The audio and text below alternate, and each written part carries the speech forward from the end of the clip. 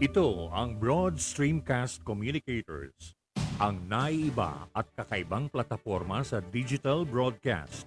Mula Luzon, Visayas, Mindanao hanggang sa iba't ibang dako ng mundo.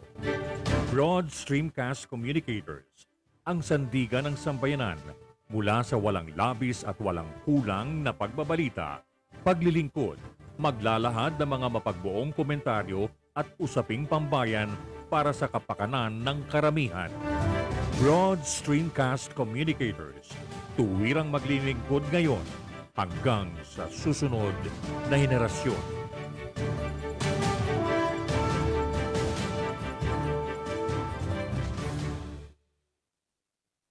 Your Honor, please.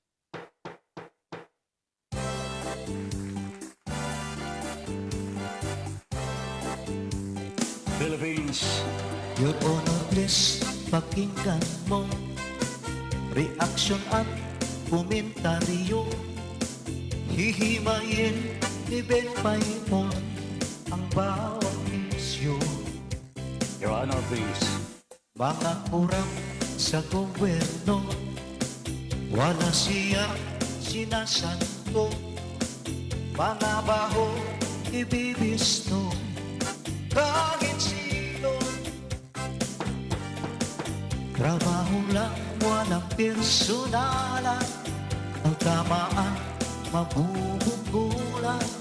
Komentaryo'y makatotohanan. Dito lang malalaman. Sibing pa'y po inyong samahan. Your Honor, please, inyong pakinggan. Mga isyu sa ating bayan, pag-uusapan. Your Honor, please. Problema ng ating bayan, talakayin, pag-usapan, upang maliwanagan ang taong bayan. Your Honor, please. Your Honor, please, pakinggan mo reaksyon at komentaryo. Hihimayin ni Ben Paimon ang bawat isyu. Trabaho lang, walang personalan. Ang tamaan, mabubugulan. Komentaryo, makatotohanan. Dito lang malalaman. Sipin pa'y po inyong samahan. Your Honor, please, inyong pakinggan. Mga isyu sa ating bayan, pag-uusapan. Mga isyu sa ating bayan, pag-uusapan. Your Honor, please. Philippines.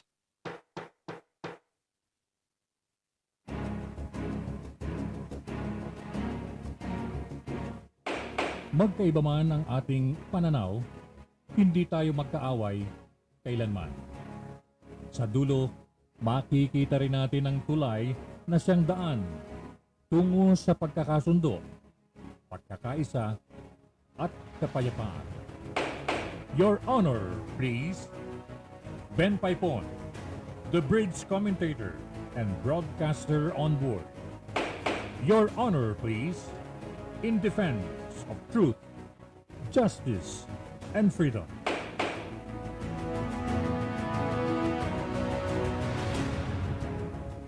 Pilipinas, magandang gabi. Philippines, good evening. Hi, Miss Universe. Magandang gabi po. Good evening, everybody. Ben Paipon po. Inviting you now to join us dito po sa ating Your Honor, please. Sa ating Broad Streamcast Communicators. Magandang gabi po sa inyong lahat. Imbitado na po kayo. Himayin po natin.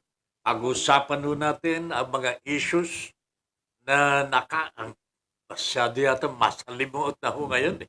Oh?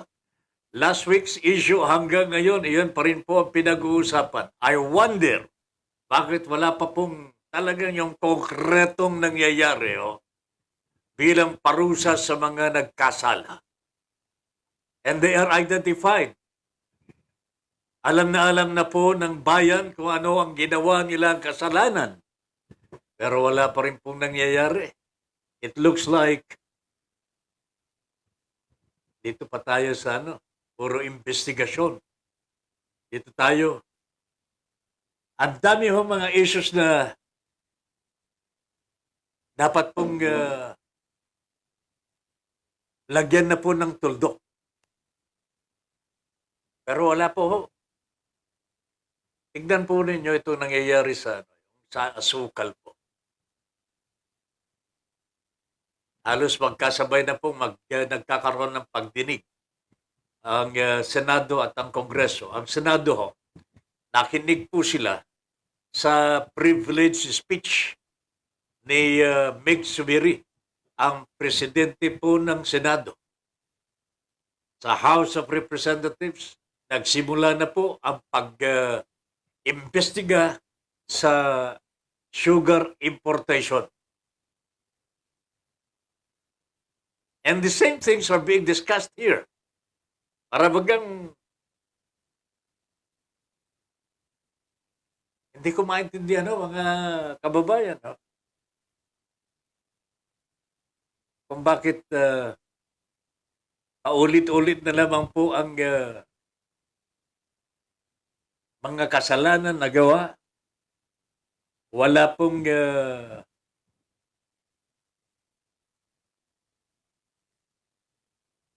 parusa. No punishment at all. Leocadio Sebastian ho. Ito po yung Undersecretary ng Department of Agriculture. Last week, nag-resign na po ito. Good for him. Nag-resign. Pero hanggang doon na lamang po ba?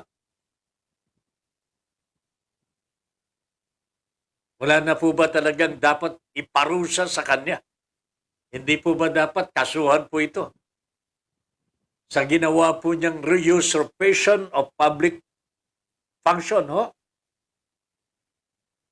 Ang sabi nga po ni Mig Subiri, mabigat po yung sinabi ni, for the record, sabi po ni Mig Subiri po they lied. Nagsinungaling po sila bukod sa kinuha nila yung kapangyarihan ng Pangulo bilang chairman ng Sugar Regulatory Authority. So they usurped the function of the president and they lied about the sugar shortage. Maliwanag ko dito mga kababayan, direct from the horse's mouth, ika nga, from sugar millers, sugar producers, that there is no shortage of sugar. Wala po Ang hamon nga po dito pabuksan ang mga bodega ng mga sugar traders, sugar millers, producers, and so on and so forth. Buksan po ang kanilang mga bodega at tignan kung merong shortage of sugar. Pero wala naman pong gumagawa ng pagsilip po sa mga bodega. Mr. President, sino po bang dapat gumawa ho nito? You are supposed to be the chairman of the Sugar Regulatory Board.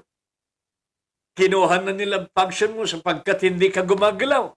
O ngayon, hindi ka pa rin gumagalaw. Baka kukunin na rin po ulit ang function na yan from you. Because you are taking too much time, Mr. President. Pati yung executive secretary mo, nadadamay ho dito But we really do not know kung sino po talaga ang may kasalanan ho dito, mga kababayan. Report of it, Trixie Angeles says, walang kasalanan si Vic Rodriguez. Yung executive secretary, nag-utos lang na pag-aralan ho kung kailangan ng importasyon. Hindi. Hindi niya sinabing, ipirma na ninyo ang Pangulong Marcos. Hindi raw po niya sinabi ng ganun. Pero alam po ninyo mga kababayan, nabigyan po ng kapangyarihan ang yung Undersecretary si Sebastian. July 15 po, nabigyan po siya ng kapangyarihan to sign to sign contracts memorandum of agreements, including a decision to import sugar sa kabila ng shortage ng nasabing commodity. So, meron pong kapangyarihan pala ito si Sebastian eh. Oh? E anong nangyari? Bakit ito siya nag-resign? Sa tingin ninyo, naiipit po siya. O meron dapat pong mag-resign dito, hindi po si Sebastian. Oh? Alam po ninyo, matindi rin po itong si Subiri sapagkat ngayon po, nananawagan ho ng resignation of all the SRA officials involved dito sa sugar miss. Kailangan daw po sila mag-resign lahat. Kung sa akin ho, talaga dapat to. And this is also the theme, ito rin po ang gist ng sinasabi ni Amy Marcos sa kanyang kapatid na si Bongbong Marcos who happens to be our president. Anong sabi ni Amy Marcos so dito mga kababayan? Ay dapat po yung mga DA officials mag-resign na sapagkat talabak ang smuggling sa buong bansa. So what is going on, Mr. President? Your top officials are asking for the heads or for heads to roll. Pero nagpahimay-himay ka po eh. Nagpahinay-hinay po eh. Oh? Mukhang may ibang iniisip po ang ating Pangulo. Kasi meron siyang bagong salita ho ngayon. O hayaan po ninyo, mag-iimporta naman ho tayo ng asukal ho, pero hindi ganun kalaki. Panginoon ko po, ano ba ito, Mr. President? Yan po ba ang kailangan ho natin gawin? I don't think that is the action that is needed here. Ang kailangan ho dito, aksyon ng Pangulo. Anong gagawin mo sa mga nagkasala? Ang turing mo ba sa mga nagawa nilang kasalanan, pangkaraniwan lamang ho? Ordinaryong kasalanan lamang po ba ito? So this is the difference between a decisive president at saka yung hindi makagawa ng sariling desisyon na Pangulo. Pasensya na ho, mga kababayan. But this is how we are interpreting these moves by the President. Hindi po siya makagalaw eh. Meron po ba siyang pinoproteksyonan?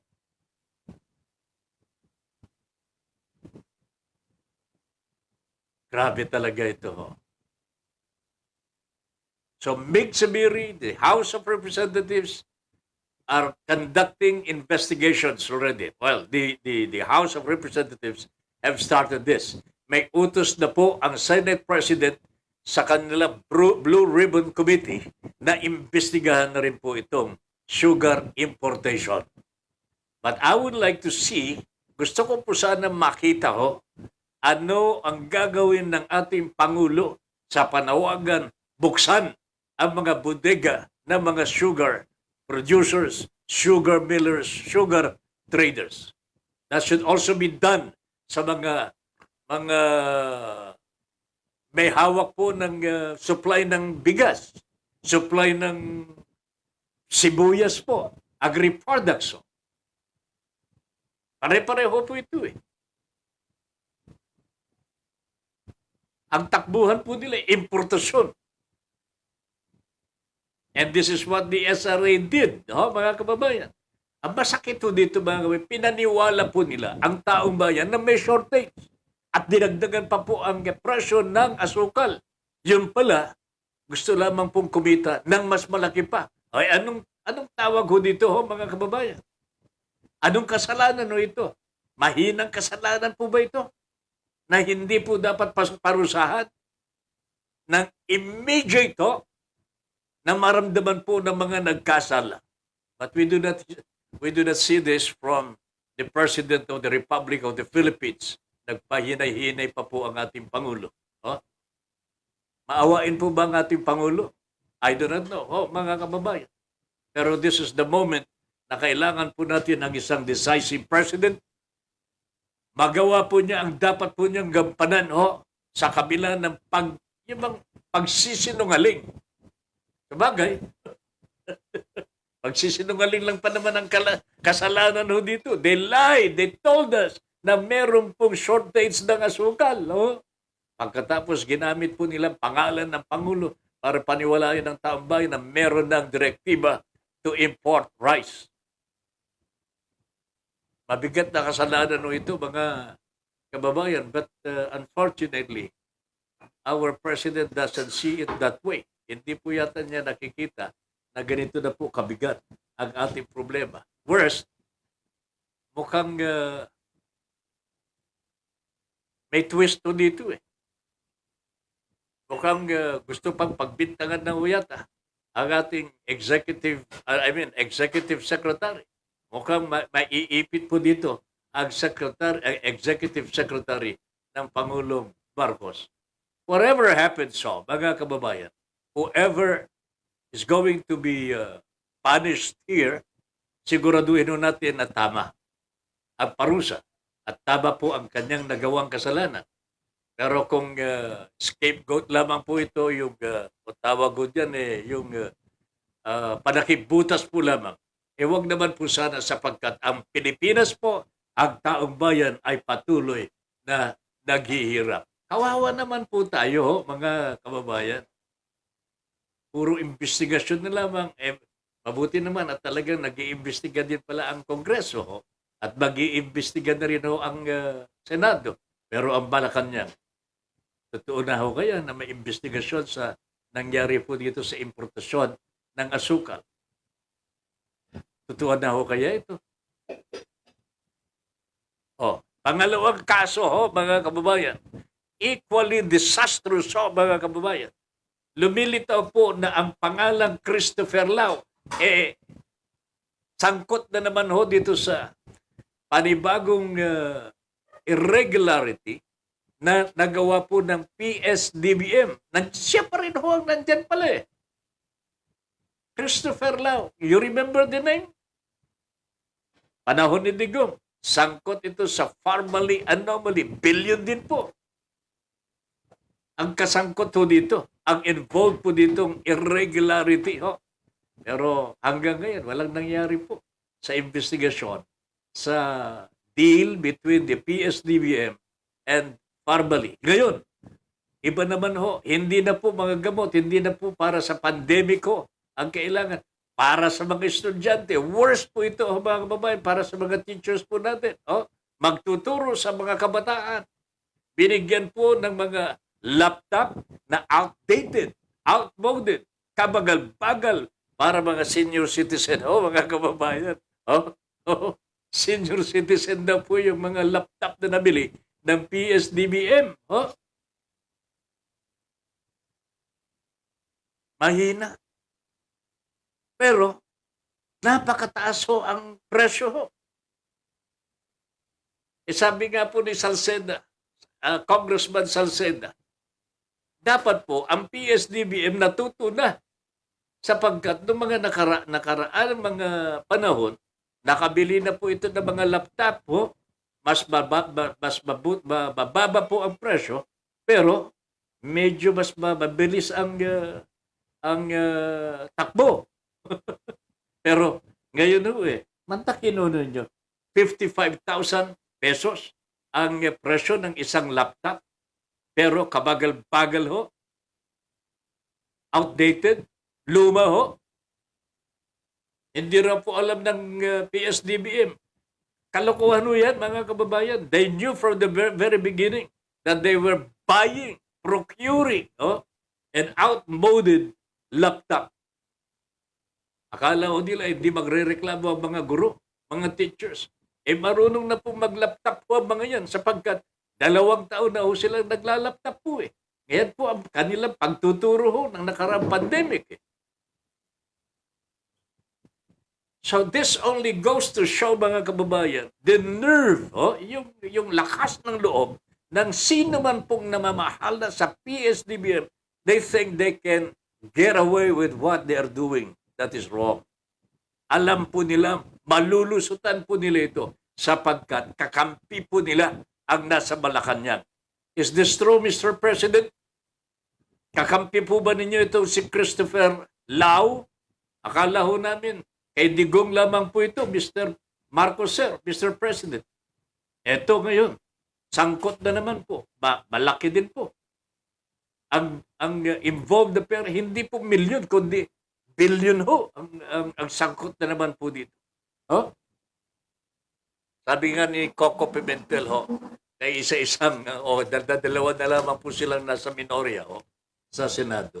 Ang sabi po niya, dapat po ang ating gobyerno, yung mga government agencies ay wag nang gamitin ang PSDBM sa procurement ng kanilang mga kailangan sa kanilang mga tanggapan at mga proyekto. Ang sabi po niya, stop engaging the services of PSDBM for any purchase requirement. Mantakin po ninyo. How much is involved in the purchase of these laptops? 2.4 billion pesos po, mga kababayan. 2.4 billion pesos. Saan napunta ito? Saan napunta?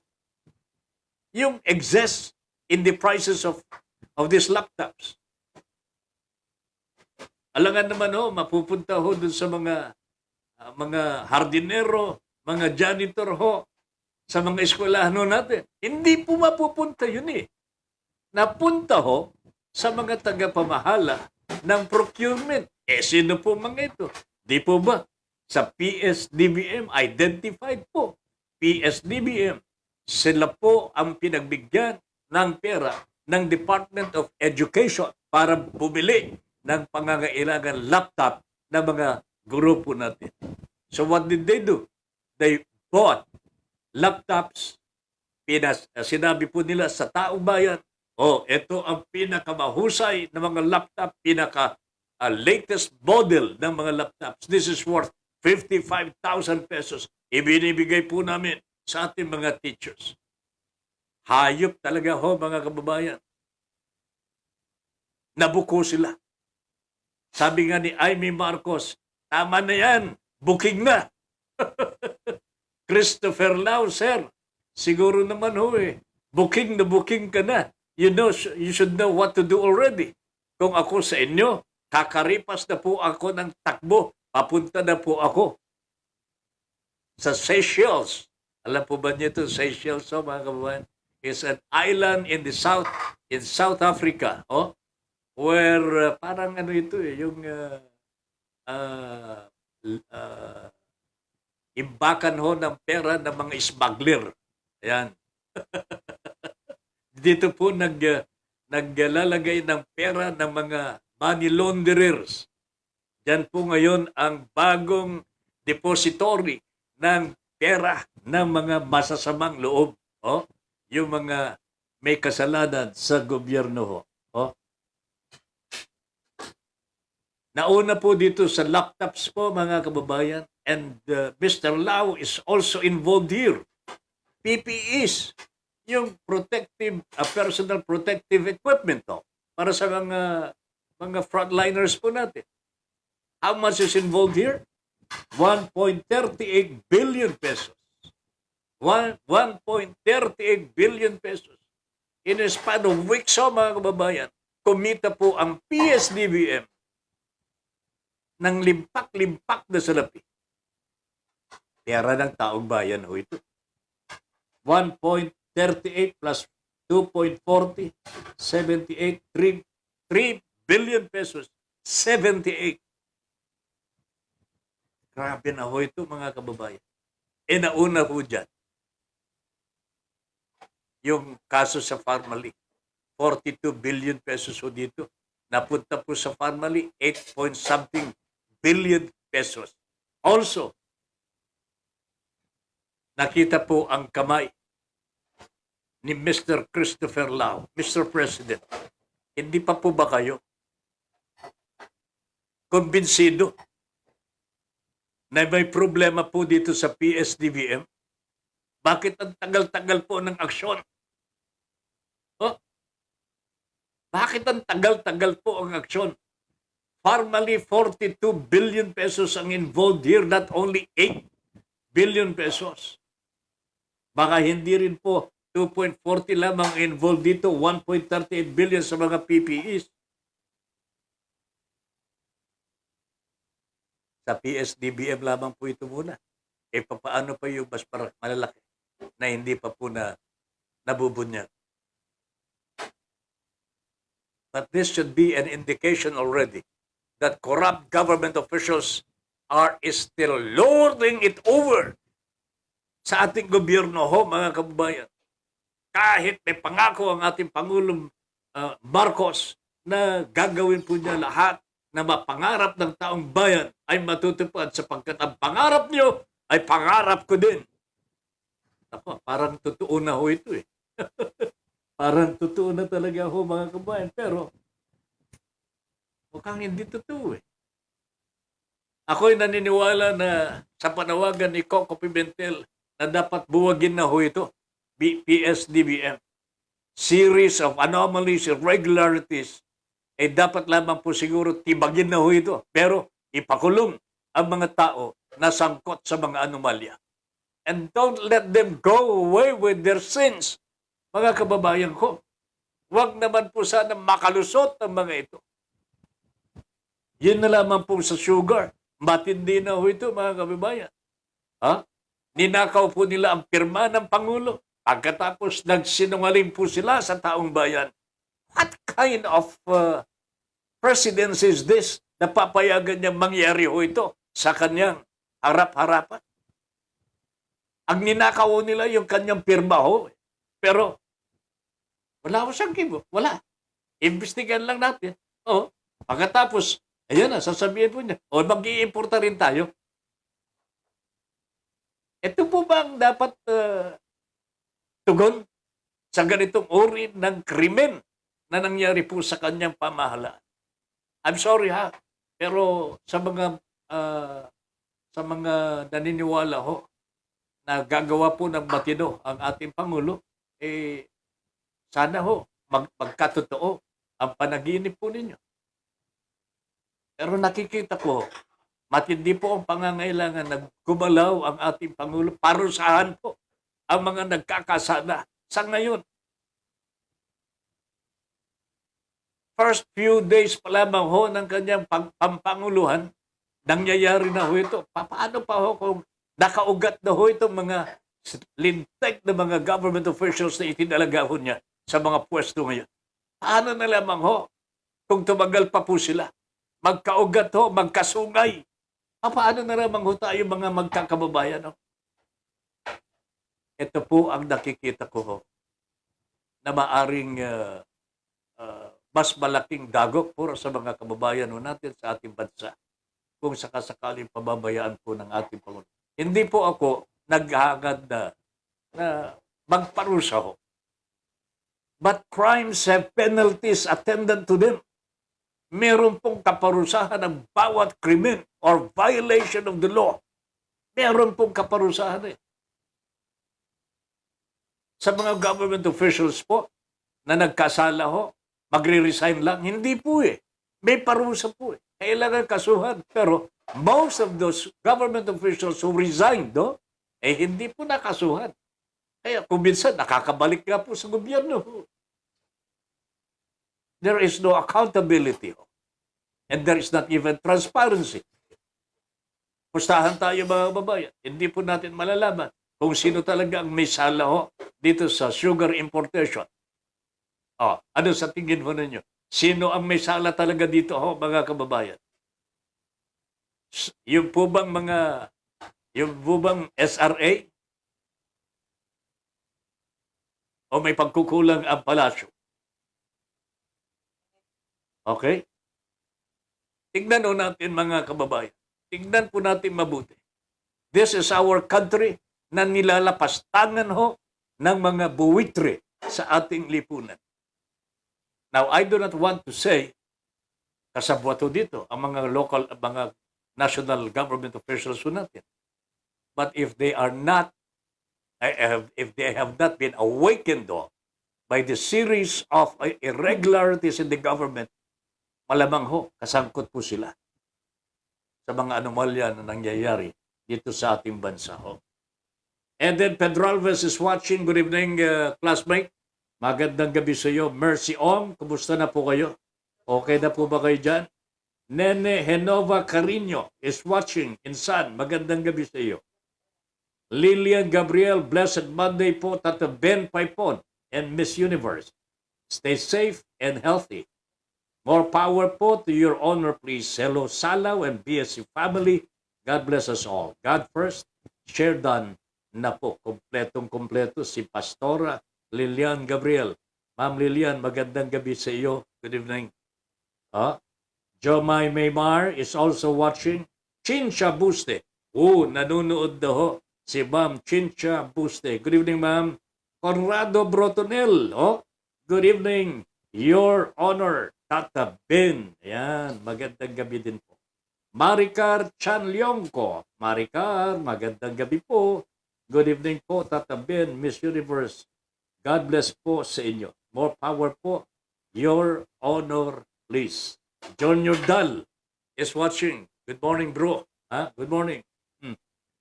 And all of the viewers. Eve M. Ramos. Ma'am Eve, magandang gabi po. Chincha Buste, good evening po, Sir Ben and Ma'am Lynn. Good evening po kay Ma'am Lilian who is watching with me. Good evening po sa lahat ng inyong mga viewers. Happy Monday po. God bless. Good evening. And to the Salaw family, magandang gabi po sa inyo. Cesar Torrado is watching. Matagal po tayo nawala. 3 araw po tayo last week. Na nawala sa Himpapuwid because of some commitments that I cannot refuse. Pasensya na po. But we will try to recover. Magpapatuloy po ang ating paglilingkod bayan sa ating mga kabayan. At tuloy-tuloy po ang aming pagsunod, pag-aasikaso sa mga reklamo na inihain po dito sa ating programa. Ito po ay may kaugnayan sa investment scam. Investment scam that involves the AA Construction. Ito po yung pag-aari ng kanilang CEO na pinangalanang April Grace Calleja Castro. Kompleto yan, April Grace Calleja Castro. Tubong Calayan, Cagayan. Sa lahat ng mga taga-Calayan, alam na po ninyo ito, nasa kulungan na po. Ito si April Grace Calleja Castro. Kasama po niya si Flory Ramos. Meron pang mga nasangkot sa scam na ito na hindi pa po nahuhuli. At yan po ay pinangungunahan ng kasabwat na si Russell Escalante. Marami na pong mga warrants of arrest para sa kanila. I received one warrant of arrest yesterday through Nerly Escalante nung magkita-kita po kami kasama ang kanyang tiyuhin na si Uncle Norman Escalante. Pinakain ba ng mga kami sa Yaki Mix? Kasama po yung aming pastora, si Lilian Gabriel. Tuwan-tuwa naman po siya. Sapagkat nagkakasama-sama po kami. Masaya po ang naging kainan po namin, subugan po namin. Courtesy of Norman Escalante. Birthday din po ng bulilit ni Nerly Escalante. Meron pa po kaming pabango na regalo ni Norman. Norman, thank you very much. Pero importante ho dito, bukas, si Norman at ang kanyang mga kasama, marami po sila. Mahigit 100 pa po ito. Nag-uusap-usap na po at magkita-kita po sa Department of Justice bukas. Mga 9 o'clock in the morning. Yung mga biktima ho ng scammer na ito na si April Grace Calleja Castro. Mag-isip-isip na ho kayo. Huwag po kayo magpahuli. Sumama na ho kayo dito sa mga magfa-file pa ng karagdagang kaso laban po dito sa scammer na ito. Para matapos na ang kanyang mga maliligayang araw. Sumama na ako kayo. Pagkita-kita po kayo bukas dyan sa Department of Justice. Series of warrants of arrest are being nilalabas na ho yung mga warrants. Ito po yung mga naunang mga kaso na tila hindi po binibigyan ng pansin nung araw.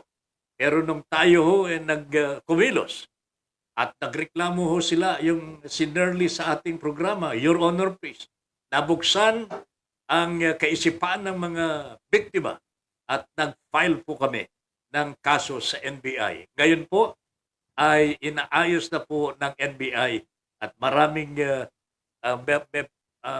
in a few days po siguro the same will be lodged dito po sa Department of Justice. At makakakita na naman po tayo siguro ng warrant for the arrest of these people. Oh, nasa labas pa po yung mag-anak ng mga Fernando. Oh, nagtatago ho sila, nasa labas pa po sila. Oh, pero wag ho kayong mag-alala. The long arm of the law will catch up on you because crime does not pay. Kung ako sa inyo, wag na akong magtago dahil pagka nahuli kayo, lalong parusa ang may bibigay po sa inyo. Alam po ninyo, ang batas po maawain din kung minsan eh. Kung alam po ng batas na sumusuko na ho kayo at nagsisisi na kayo sa inyong mga kasalanan, kung minsan naaawa ho eh. Pero katulad po nitong si April Grace, ayaw pong magsisi. There is no remorse at all in her. Grabe talaga ito mga kababayan. Hindi ko alam kung saan nanggagaling ang kanyang katapangan. Oh, matapang daw talaga. Kahit sa loob ng selda, matapang din po ito. Kahit hindi na nga naliligo eh. Blessed Assumption Monday po to all, sabi ni Ma'am Angelica Paz, and more power to BSC. Sir Ben Paipon, Your Honor, please, and Ma'am Lynn, Miss Universe, ingat po lagi, and God bless. Ayan, thank you very much, Ma'am Angelica. Oh. Blessed Monday, Sir Ben Paipon, Your Honor, please, Miss Universe, Ma'am Lynn, and to all BSC family, have safe weekdays ahead. Ayan, si Ma'am Eve M. Ramos. Okay? Edwin Jose Eusebio. Edwin, nanonood ka pala ha? Good evening, my friend. How are you? Jomay Maymar. Good evening po, Sir Ben. I'm watching na po from Bulacan. Ay, salamat naman. Jomay Maymar. Para walang katigas-tigas. Presidente natin. Ngayon pa, bago-bago isip. O nga ho, mga kababayan, hindi ko maintindihan ito. Oh, I want a strong, hindi yung kasintapang nung kay Digong. Hindi naman gano'n ang kailangan kang pumatay. Hindi po eh. Use the law to punish these people because nandyan naman po sa batas so ang kailangan pong gawin para maparusahan ang mga lumalabag dito. Ang masama ho dito, hindi ka gumagalaw kahit meron ng dapat iparusa sa mga nagkakasala na. Yan ang matindi ho dito mga kababayan. When the law is forgotten, yung bang naitabi na lang, naitabi, hindi na po gagamitin because kaibigan ko eh. Kasangga ko eh. Kaibigan ng kaibigan ko eh. Hindi ko magalaw-galaw. Diyan po tayo masisira ho mga kababayan. And I hope na hindi po ganito ang mangyayari sa presidency ng Pangulong Marcos. Kasi maraming tao ang nagtitiwala ho sa iyo Mr. President po eh. Can you imagine 31 million Filipinos have put their trust and confidence in you and you cannot do anything about this liar? Ito, pumirma ng pangalan mo, wala kang magagawa. Okay lang, pinayagan mo siya mag-resign. Pero that is not your will. Volition of Sebastian po yun. Pero ikaw na dapat pong nagparusa sa kanya, wala ka man lang Iginawa na kaparusahan ho dito. Nagsinungaling po siya. Ginamit po niya ang iyong pangalan para gumawa ng direktiba. At kung hindi mo nasita ito, baka alam po ninyo, nakapag-importa ng 300,000. Sino makikinabang dito? Meron naman pong laman ng mga bodega, ng mga sugar millers ho natin. Can you imagine that? Dinadaya ho nila ang buong bansa ho, mga kababayan. Dinadaya ho nila eh. And the president cannot act on this decisively. I cannot understand this. Hindi ko maintindihan ito, paring Edwin. Hindi ko maintindihan. My first boss, Ben Paipon. Edwin, wag mo nang ipangalandakan yan. Gusto ko magkita tayo minsan. Magkita tayo minsan. Gusto ko, kung ako ang unang boss mo, pakakainin mo ako ngayon. Okay? Edwin Eusebio, Jose Eusebio, he is now with the DWIC. Maganda po ang pwesto ni Edwin Eusebio po sa DWIC. Okay? Thank you very much, Edwin, for acknowledging me. And because of that, may parusa ka, magpakain ka sa susunod na ilang mga araw. Dali Vidal, magandang gabi po sa inyo, Sir Tata Ben and Ma'am Lynn, and sa lahat ng mga viewers ng Your Honor Please. Yan po si Ma'am Dali Vidal. Willie Espiritu is watching. Magandang gabi po, Adre. At sana'y gumaling ka na sa dengue mo. Sana gumaling ka na. Asukal ni Duterte at PBBM, iisa lang tataben ang lasa niyan. Huwag na nilang imbestigan yan. Sayang lang ang kakainin ng mga mambubutas sa hearing. Wala naman mapaparusahan dyan.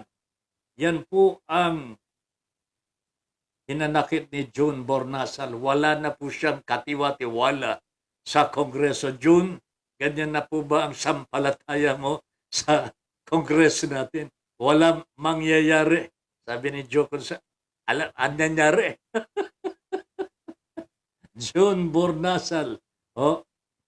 Grabe na ito. This is the reaction of people.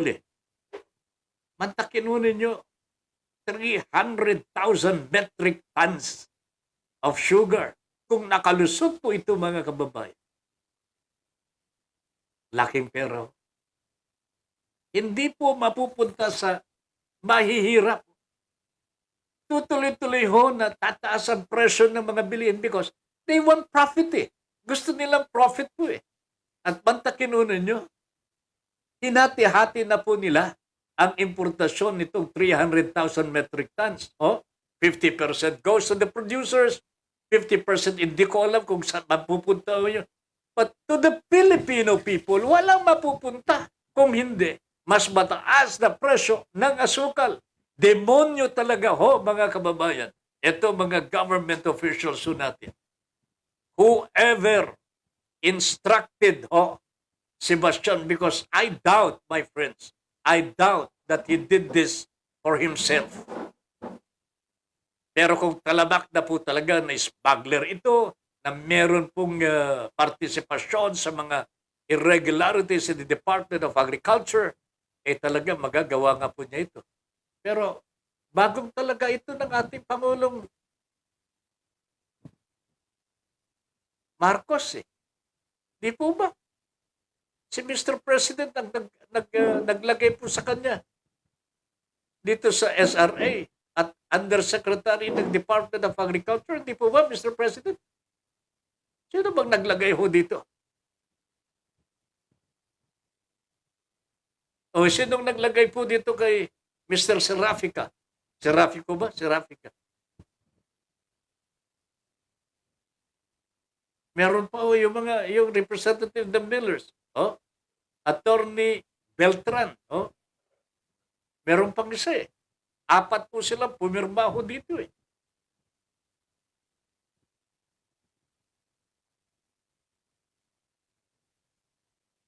I wonder what is going to happen after all these investigations. Mind you, my friends, napakalaking issue yung family anomaly nung panahon ni Digong. Pero hanggang ngayon, hindi po mabubuksan-buksan ng Senado. I wonder what Tolentino, the new chairman of the Senate Blue Ribbon Committee, is thinking about the family issue. Mr. Tolentino, sir, ano bang nakikita ho ninyo dyan? Hindi po ba dapat buksan yan sapagkat bilyon pera ng taong bayan ang nawasak ko dyan? Nobody is handling this anymore. O, madadagdag. Ni ayaw ngang kumilos na magkusa ho itong si Tolentino. I don't know if may kakayanan ho ito, mga kababayan. Na ngayon, matitignan ho natin. Malalaman ho natin kung meron talagang young bulls ito. Oh, katulad po ni Dick Gordon ho na talagang sinusuong. Lahat ng mga kalaban, hinaharap po niya. Pero ito Tolentino, may kakayanan ho kaya ito, mga kababayan? Ha? Malalaman ho natin. Ha? Samuel Ventura is watching. Magandang gabi, Mr. Ventura. Good evening. Says Hero Robrigado. Oh, kumusta ang birthday ng mama? 91 years old. Pilim naman ako dito sa nanay ni Hero Robrigado. Ha? Still alive and kicking. Nagbe-birthday pa. Nag-TikTok daw eh. Sabi ni parang Hero Robrigado. At nag-TikTok ba, Padre? Nay, good evening po. Magandang gabi po. Alam ko po, nanonood kayo at nakikinig ho sa programa po, Your Honor Peace. Hangad po namin ang pagpapatuloy ng kalusugan po ninyo at humaba pa ang inyong buhay. Oh, yan po ay nauukol sa nanay ni paring Hero Robrigado. Rochi Boom! Menjola is now watching. Oh, good evening, everyone. Sabi ni Rochi Boom. Oh, 50K ang laptop. Bumili last year, Apo Jan. Brand new, 25K lang. Kita na ninyo ang diferensya ho, mga kababayan. Huh? 25K. Oh, sabi nila, Ratchibom, ito ra po yung high-end. Yung talagang pinakamagandang uri ng laptop. Oh, mabilis ang processor ho nito at hindi po outdated. Latest model nga ho. Pero pagdating daw po sa mga teachers, ito yung outmoded, yung pinakaluma na ho yata at pinakamabagal parang mga senior citizens. Ratchibum, senior ka na ba? Ay, hindi pa? Senior na ba, ma'am? Senior na po ba? Oy, pare-pareho tayo. Pero hindi naman po ako masyadong mabagal eh. Marvic Meneses is watching. Good evening, Marvic. Good evening. Magandang gabi po. Junior Dal, yung dating presidente noon ay parating tulog at ang presidente ngayon gising pero ngiwi. Bakit? Kaya Pinas, ganon pa rin. Same. My goodness, A-S-H-I-T. O, S-H-H-I-I-T-T. Ay, ako talaga naman. Mavic R. Meneses, good evening po, Tata Ben. Watching po from San Jose del Monte, Bulacan. Oh, Mavic, good evening. Alam ko po, pasama po ang loob ninyo dahil po sa scam na nangyari po sa inyo. Pero ginagawa na po natin lahat. Alam po ninyo, palagay ko, hindi na po makakalabas po yan sa kanyang kinalalagyan. Naghihimas na po ng malamig na rehas ng bakal. Antonio Salao. Ito si Ma'am Jane. Good evening, ma'am. Magandang gabi po sa inyo and to the family, ha? Ratchibum, ini-ignore kasi besotted and under the spell. Ha, ha, ha. Sabi ni Ratchibum. Ay, nako talaga. Ratchibum, dapat yan ang harapin ni Marcoleta, hindi ABS-CBN. Siya na high blood. O nga pala, tingnan sandali lang. Oh. Pag-usapan niya natin ito si Marcoleta, mga kababayan. Siguro kung nagpatuloy itong mga naging president di ba tumakbo pang senador, alam niya eh. Alam po niya na matatalo siya because of what he did sa ABS-CBN ho, mga kababayan. Tingnan nyo yung nangyari kay Mike Defensor. Di ba talo siya sa Quezon City?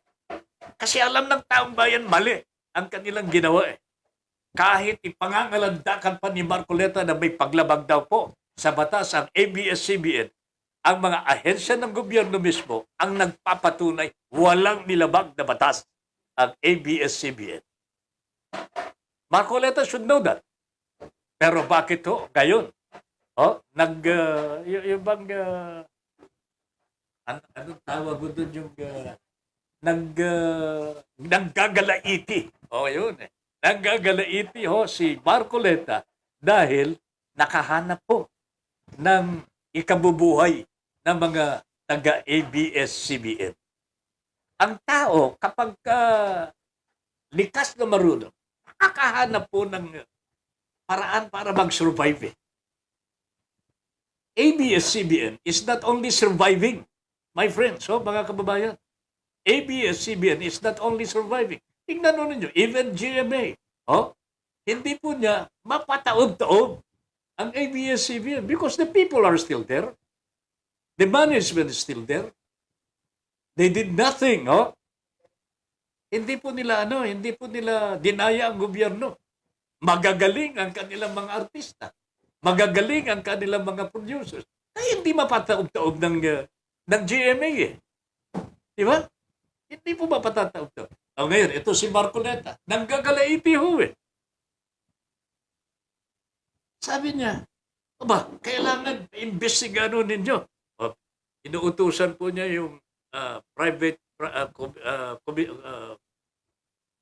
ano bang tawag nito? Privacy Commission. Iimbestigahan niya sa National Telecommunications Commission. Itong mga ito, nagbigay ng kanilang statements when Congress was, investigating ABS-CBN. Ang gusto mangyari ngayon ni Marcoleta, imbestigahan nyo. Kasi monopolyo. Monopoly na po. Ginagawa ng ABS-CBN at TV5. Nasisiraan na yata ng bait. Itong si Marcoleta. Alam ko po, abogado ho kayo. Pero, monopolyo? Bakit? Ilan po bang mga television stations ang meron po ng Pilipinas ho ngayon? Meron? Di po ba? Marami ho sila. GMA7 is still number 1. Kasi na-discarril ho ang ABS-CBN. Kung hindi na-discarril yan, baka number 1, number 2, magpapalitan lang. Okay lang naman yun eh. Wala naman tayong kinakampihan po sa dalawa. Okay? Pero I just want to emphasize the fact na monopoly, sabi ni Marcoleta, there is no such monopoly as far as the media in the Philippines is concerned. Nandyan po ang GMA7. Nandyan po ang Channel 4. Nandyan po ang Channel 9. Nandyan po ang Channel 13 and so other stations in the province. Marami po yan. Sky Cable, Signal, masama po ba yun? Magkasundo na ho yung dalawa, si Pangilinan at saka si mga Lopezes. Masama po ba kung sila po pagsamahin ho ang kanilang dunong, kaperahan, and so on and so forth para mabigyan ng taong bayan ng tamang impormasyon, tamang balita, tamang entertainment, at tamang public service. Masama po ba yun, Mr. Marcoleta? Masama po ba yun? But we welcome, I welcome the investigation. Pero wag sanang, hindi ko maintindihan, bakit nanggagalaiti si Marcoleta? Tapos na ho ang utos sa inyo.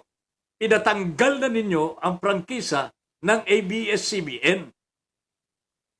Di ba? Tapos na eh. O ngayon, sinisili po ninyo na baka monopoly daw ho ang mangyayari po sa partnership ng ABS-CBN at Channel 5. Kalokohan po yun, mga kababayan. Oh, kalokohan na talaga itong nangyayari dito. Hindi ko alam kung nasa impluensya pa po ni Digong ang Marcoleta na ito. O baka na-impluensya na po siya ni Bongbong. Hindi ko alam. Hindi naman po galit si Bongbong sa ABS-CBN. Galit po ba? Hindi naman ho yata eh. Di po ba yung kanyang ama ang kumuha sa ABS-CBN nung araw na may martial law? Di ba? Inumpis ka ho ng martial law ang ABS-CBN nung araw ho, mga kababayan. Ganun po ba gagawin ninyo sa pamagitan ni Marcoleta? Wag naman ho. Wag naman. Kawawa naman ho. Ang mga pribadong mga kumpanya na gustong magsilbi, maglingkod sa taong bayan. I am not defending ABS-CBN. I am defending what the law should defend. Di ba? Ay nako. Dapat yan ang harapin ni Marcoleta, hindi ABS. Ay siya, naha-high blood talaga siya. Sabi ni Ratsibum Menjola, Los Unidos Juventeos is watching. Sir, magandang gabi po sa inyo. Good evening. Hello, good evening po, Kaben. Sabi ni Los Unidos, namimiss din po namin kayo. Sir Los Unidos Juventeos, more power and God bless. Ayan. Ano ito? Oh, may halo sa kanyang ulo. Yung bata. Rachibo Menjola, doomed na ang Pilipinas.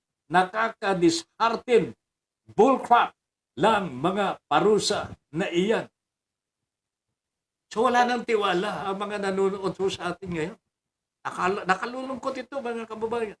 Kasi ako, I have given the president yung 100 days talaga na alugit eh. Everybody knows na I did not vote for the president. No? I was not part of the 31 million voters who voted for him. Okay? That is a fact. At inaamin ko po yan. At nagpasabi naman po ako sa mga followers po ni Mr. Marcos, sumasang-ayon naman po ang pagbigyan natin. Baka naman nasa kanya po ang kaligtasan po ng bansang Pilipinas. Bakit hindi po natin tangkilikin at suportahan? Sinusuportahan ko yan, mga kababayan. But not at this point in time where there is so much irregularity again, katulad po ng sugar importation. There is blatant disregard of the law. Mayroon ng aagaw ng inyong pangalan ho. Ipinirma ko kayo. Pagkatapos, nagsinungaling sa taong bayan at sinasabing wala na daw pong supply ng asukal. Kanya, kinakailangan mag-importa po tayo. Yung kabaliktaran po nun ang totoo. So, Mr. President, anong gagawin po nyo dito? Bakit hintayin pa ninyo ang Kongreso na kunwari mag-iimbestiga? Bakit hintayin po ninyo ang Senado na kunwari mag-iimbestiga? Formally nga po, hindi nila matapos-tapos eh. Kalaking halagang pera ho yan. Mr. President, baka naman ho, pagsabihan po niyo yung Senado, ituloy yung formally issue. Sapagkat 42 billion yan eh. Pera ho ng DOH. Ibinigay po sa PSDBM. Anong ginawa ng PSDBM? My goodness, Los Unidos Juventeos, Ayan, thumbs up na po siya. Ratchibum, marami kasing wala lang pakialam sa nangyayari dyan, sir. Sa totoo lamang, Ratchibum, nananahimik pa rin ang taong bayan ngayon because like myself, katulad din po natin, nagbibigay pugay eh. Siyempre, nanalo daw eh. Wala naman tayong paraan para magreklamo na Wala naman po tayong paraan para sabihin, hoy, imbestigahan niyo yan. Bulat-latin ang COMELEC. Hindi naman po natin magagawa yan. Sapagkat mga congressman, mga senador natin, wala na tulog na sila eh. Pinabayaan na po yun na imbestigahan kung anong nangyari sa sa election ho natin. Ordinary ma'am mo yan, si Ben Paipon. Kaya po ba niyo pa-imbestiga nito sa COMELEC? Mga tao na ni Bongbong Marcos ang nandyan. Oh, pasensya na ho ha. Pero yan lang naman ang totoo eh. Wala na pong investigasyon. Kanya, wala tayong magawa kundi mag-cooperate. Makisama na po. Baka sakali, magkaroon po ng pagbabago sa ating lipunan. Yan po ang stand ni Mr. Ben Paipon sa ngayon, mga kababayan. Pero, hindi po ako makapapayag na paglaruan muli ang ating bayan. Yung family issue is one indication na talagang walang intensyon mag-imbestiga. Walang intensyon na hanapin, parusahan yung mga naglapastangan sa kaban ng bayan. Wala ho eh. There is no move at all from this administration na hanapin po, parusahan yung mga iniimbestiga ng Senado ho na nakulong na matagal ho yan, yung mga kapatid ho na mga Dargani. Di ba? Pero bakit ho ang ating administrasyon ngayon? Wala nang pakialam. Ngayon, dumating po itong isa, sugar importation, onion importation ho. Tuloy-tuloy ang importasyon ng onions ho. Meron din po, katulad yun ng asukal po. Ang sabi po ng mga onion growers dito, yung mga malalakas ang loob, wala na daw po tayong supply ng puting sibuyas po, mga kababayan. Kanya mag-importa na ho tayo. Samantalang halos linggo-linggo ho, may dumarating na onions, mga sibuyas po, mga kababayan. And the President is supposed to be the Secretary of the Department of Agriculture. And he does not know anything about this. Or if he does know anything about this, ano ang kanyang ginagawa?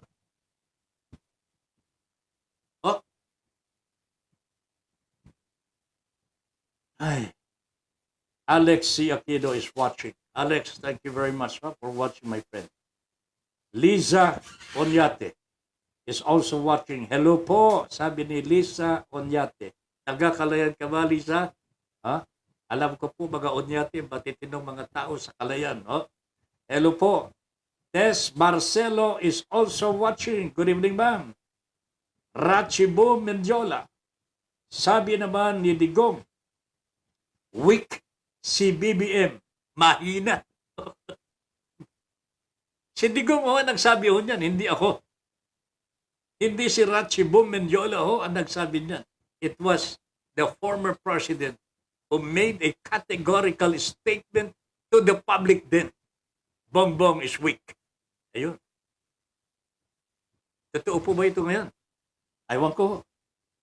Malalaman natin sa pagdaan ng mga panahon. Reminiscing pa mga Marcos sa Malacanang. Ganun. Rachibo Mendiola. Hindi pa po sila makapaniwala siguro na nasa loob na po sila ng Malacanang ulit.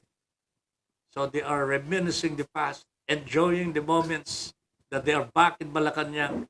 Kumusta ho si Mrs. Marcos si Imelda? Nandyan na po ba sa Malacanang? Nakabalik na po ba dyan?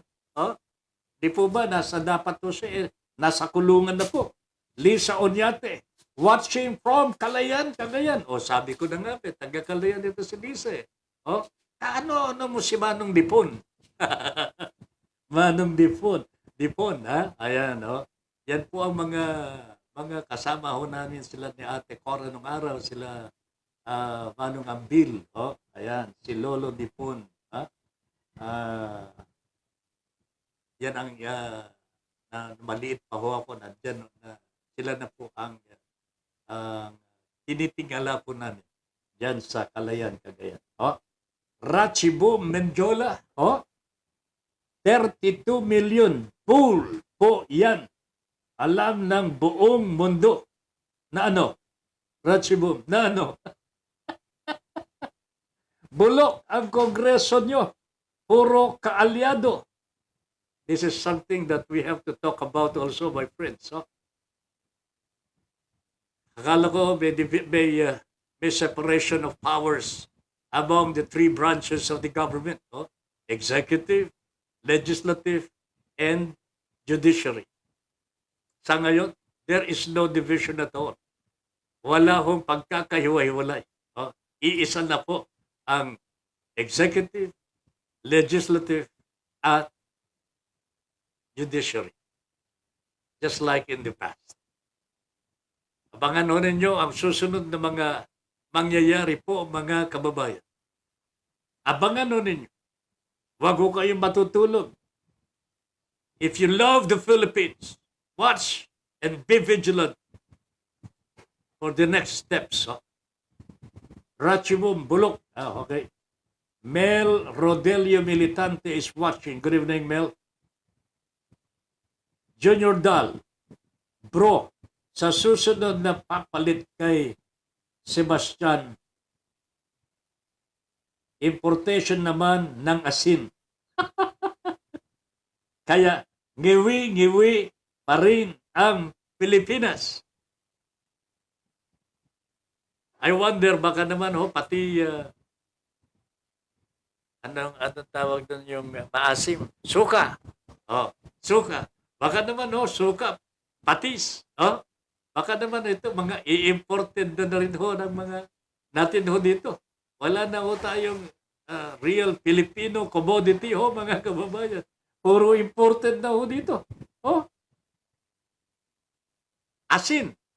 Alam po ba niyo, meron na rin pong imported na asin. Samantala, napapaligiran po tayo, napapalibutan po tayo ng pinagmumulan, the very source of salt. Ano yan? Dagat. Kami nga po sa Kalayan mga kababayan. Hindi po kami bumibili ng asin. Dati-rati hindi po kami bumibili ng asin. Kami mismo ang nagbibilad ng tubig alat. Hindi ko alam kung paano nga nila ginagawa, pero basta't nakakagawa po sila ng asin out of the sea.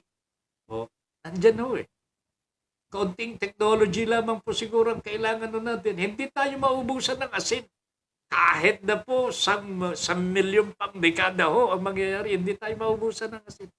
Unless matuyo po ang ating karagatan. And that will not happen. Hindi naman po mangyayari yan Di ba? Abangan ninyo mga kababayan. Hanggat hindi po napaparusahan ang mga smugglers, the name of the game in the country will be importation, smuggling together. Yan. At yan po ang magiging legacy ng administrasyon nito. Kung wala po siyang mainam na gagawin ngayon pa lamang. Yan po ang kulatilya natin dyan. Kasi naniniwala naman ako. Pangarap nyo, pangarap ko. Yan po ang sinasabi ng Pangulong Marcos. Kaya naniniwala ako sa kanya na meron sa mga gagawin mabubuti. Pero inaantay ko kung meron siyang gagawin. Kay Sebastian, kay Serafico, kay Beltran, at meron pang isa Meron pang isa na miyembro ng SRA. Sino ba yung isa? Pero hindi bali. Malalaman din natin yan. Apat po silang pumirma. Apat po na pumirma. Hindi ko alam anong gagawin po ng ating Pangulo sa kanila. Mel Rodelio Militante, buenas noches, amigos, señoras y señores. On Benedicido Lunes para todos, for everybody, sabi ni Mel Rodelio Militante. Good evening, Mel. Ed Bausa is watching now. Ed, gandang gabi sa iyo, partner. Magandang gabi.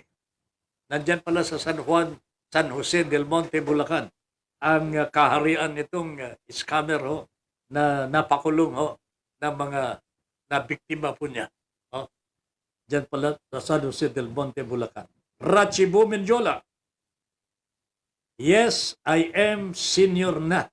So mabagal ka na rin. Pero bakit ang bilis-bilis po ninyong mag-type. At bilis-bilis po ang comment ninyo. Ito yung tularan ho natin, mga kababayan. Si Madam Rachibo Mendiola ho. Mabilis po mag-comment. Matalas po ang utak. Yan ang mga senior citizens. They are full of wisdom. Kanya hindi wag natin pagtatawanan ho ang mga senior citizens natin. Medyo mabagal ho ng kaunti. Pero nasa kanila ang karunungan. Ayun, no?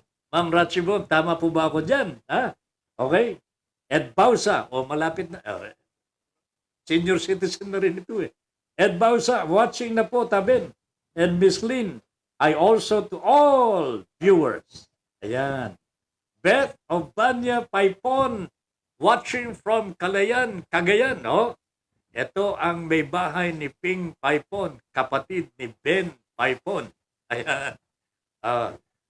Mabuti pa po sila. Nagbabakasyon po sila sa Calayan.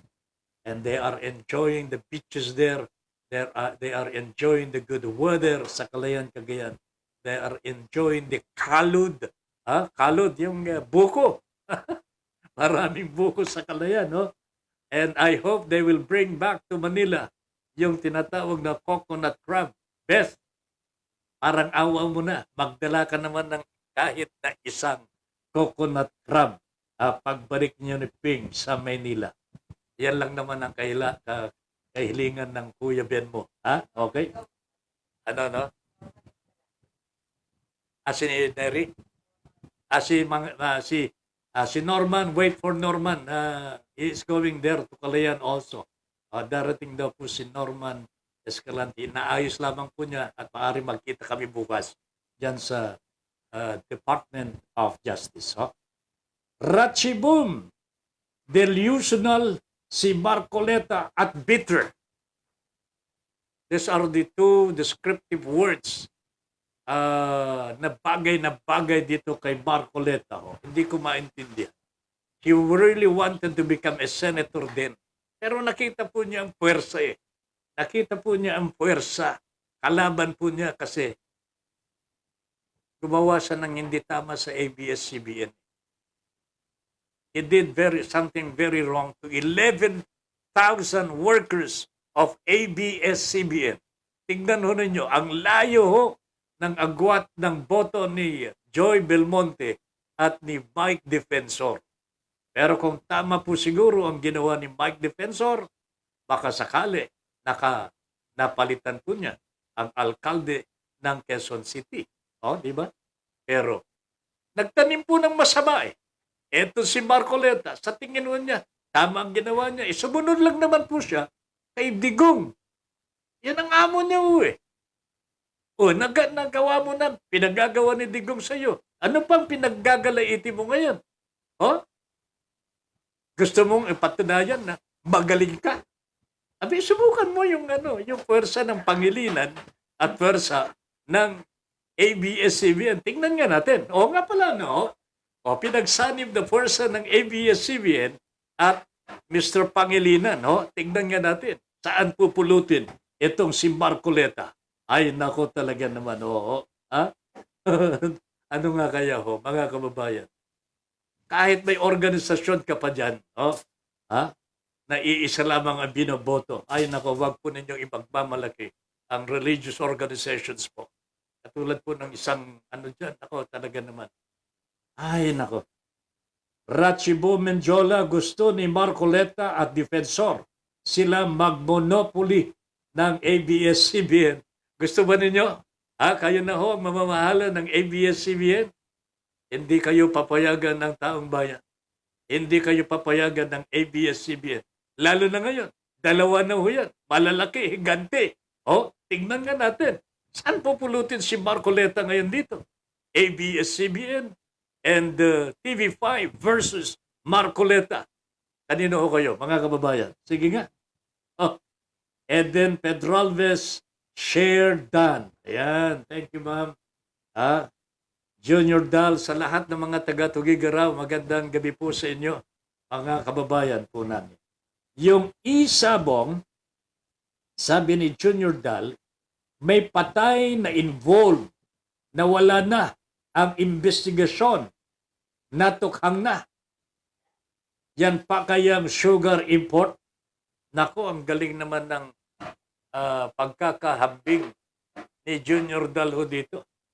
Napapansin po ba ninyo mga kababayan? What happened to the 32 sabongeros ho na pinapatay? Nawala ho, naglaho parang bula. They know, alam po ng mga pulis, sino po ang mastermind po dito. Pero nakakawala eh. Hindi po napaparusahan. Nasa administrasyon na tayo ng Pangulong Marcos. Pero sabi ni Marcos ayaw kong pakialaman ang nasa likod na. Nakalipas na. Ito mga nangyayari mo ngayon Presently, Mr. President, wala ho kayong ginagawa po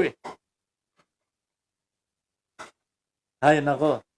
Nga pala yung mga sabungero, anong nangyari na ho? Bakit hindi po buhayin? Kawawa naman po yung mga pamilya ho ng mga pinatay. O kayo nawawala. Parang panahon ni Marcos ito martial law, ang daming nawala. Desas pas parasin, hindi ko na alam kung paano babanggitin nun. Desas parasinos. Yung mga nawala. Naglaho parang mga bula. Napakarami po nun, mga kababayan, panahon ng martial law. Ngayon, wala ng martial law. Panahon ni Digong, marami pong nawala mga sabongeros. At iisa po ang binabanggit ho nilang pangalan na naging mastermind dito, yung may-ari ho ng mga ng sabungan. Ito si Atong Ang. Ay, anong nangyari? Kasi maikli daw po ang pangalan. Mahirap pong habulin. Ang lalaki, ang lalakas ng loob po. Bakit? May protector sila Lau. Sino ho ang protector ni Lau? Ang. Sino ang protector ni Ang? Sige nga. Ayok talaga ang buhay natin, mga kababayan. Kontrolado tayo ng mga maikli ang pangalan. Matatanggap po ba ninyo yan? Nakikipag-cooperate naman tayo. Pero sila ay hindi sir Which is true, my friends, mga kababayan. Hindi na po ako, hindi ko na question ang legitimacy of this presidency. Hindi po. Ang tinitingnan natin, kapakanan ng taong bayan. Ano bang tama? Ano bang katotohanan? Yun lang naman sa akin If I will be misunderstood because I want to tell the truth and I want to do what is right, then let it be, mga kababayan. Let it be. This has been my life for ever since, mga kababayan. Simula pa na ako'y natutong mag-broadcast. Ito na po ang buhay ko. Hindi po ako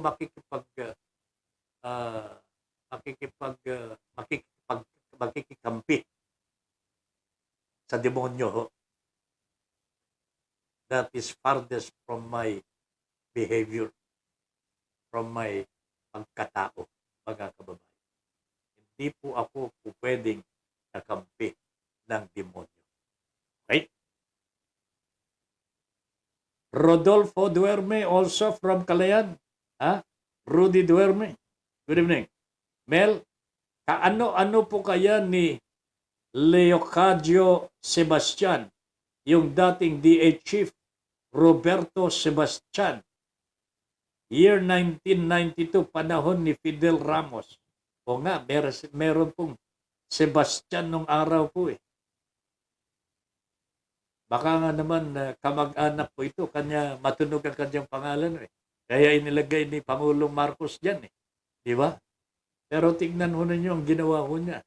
Nagsinungaling sa taong bayan at ginamit po niya ang pangalan ng Pangulong Marcos ano bang mga ito? Di po ba talagang malaking kasalanan talaga? Pero wala. Wala Lilian Gabriel. Watching. Jomay Memar. Iba pa rin si Duterte talagang meron siya isang salita. Kamay na bakal si Digong. Oo, tama, pero medyo lihis din ho sa tama itong ginawa ni Digong sapagkat marami po siyang pinapatay na dapat hindi naman po pinapatay. Hindi naman po dapat silang patayin. Ang dapat pong patayin yung yung mga drug lord.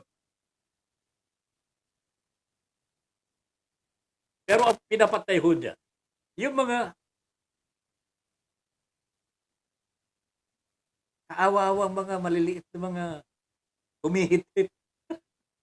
Oh, kawawa ho eh. O, ayan po ninyo, iniimbestigan po siya ng ICC ho ngayon. Hindi po siya makakaligtas ho dyan. Tandaan ho ninyo mga babayan. Hindi po siya makakaligtas. Ratchibong foreign observers sabi illegitimate ang pagka-presidente ni BBM. Some countries believe na meron pong problema sa eleksyon na nangyari po sa Pilipinas. Pero marami din po mga bansa ang naniniwala sa kanya. Na siya po ang nanalo. Kanya nga po, binabati po siya, di ba? Nagpuntahan pa nga dito sa Pilipinas. Pati si Biden ho eh. Oh, kinukongratulate po si BBM. Oh, pati si Putin. Oh, kinukongratulate. Xi Jinping, kinakongratulate si BBM eh. Oh, di ba? Pero, well, nakikita po natin ang pruweba sa pagdating po ng mga panahon. Huwag ko tayo matutulog lagi. Ha? Magiging bukas ang ating kaisipan. Bukas at vigilante po tayo sa mga mangyayari sa ating bansa. Oscar de la Cruz is watching. Junior Dal, yung mahiwagang aklat ni Digong, pinamana kay The Junior.